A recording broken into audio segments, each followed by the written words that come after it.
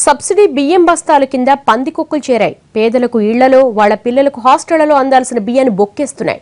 తెలంగాణ పౌర సరఫరాల శాఖ సరఫరా చేస్తున్న టన్నుల కొద్దీ రైస్ పక్కదారి పడుతోంది.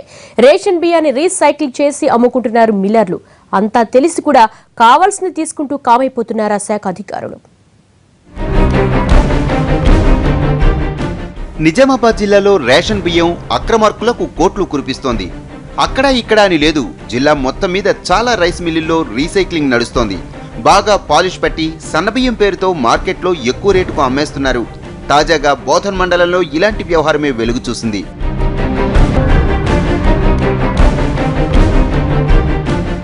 పెంటాకుర్తి గ్రామ శివారులోని ఓ రైస్ మిల్లుకు తరలించిన రేషన్ బియ్యాన్ని పట్టుకున్నారు విజిలెన్స్ అధికారులు.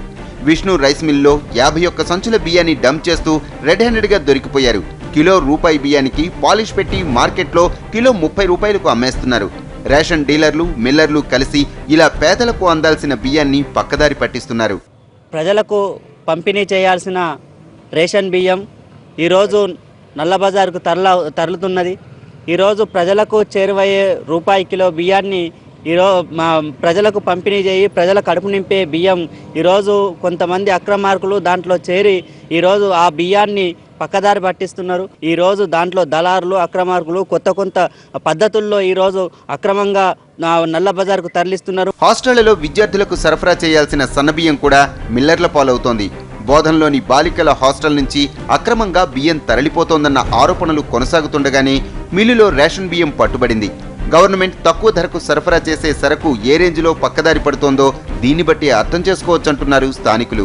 పైగా హాస్టళ్లకు సరఫరా చేసే వాటిలో కనీసం బస్తాకు 5-6 కేజీలు తగ్గుతున్నాయన్న ఆరోపణలున్నాయి. రేషన్ డీలర్లు అక్రమంగా రైస్ని మరియు గోధుమని, చక్కెరని అధికారులను మభ్యపెట్టి ఏ విధంగా అధికారులకు తెలియకుండా ప్రజలతో మోసం చేస్తున్నారు. అసలు అది రేషన్ డీలర్ షాపులకు లోపలికి కూడా ఎంట్రీ కాకముందే దాన్ని తరలింపు చేస్తున్నారు అధికారులకు మభ్యపెట్టి. పేదల బియ్యాన్ని పక్కదారి పట్టించే చౌక ధరల దుకాణదారులను గుర్తించాల్సిన అధికారులు ఫిర్యాదులు వస్తే తప్ప స్పందించడం లేదు. ఎప్పుడో ఒకసారి ఎవరో ఒకరు వచ్చి ఫిర్యాదు చేసినప్పుడు మాత్రమే హడావిడి చేయకుండా నిరంతర నిఘా పెడితే కోట్ల రూపాయలు ప్రభుత్వానికి ఆదా అవుతుందంటున్నారు నిజామాబాద్ జిల్లా వాసులు.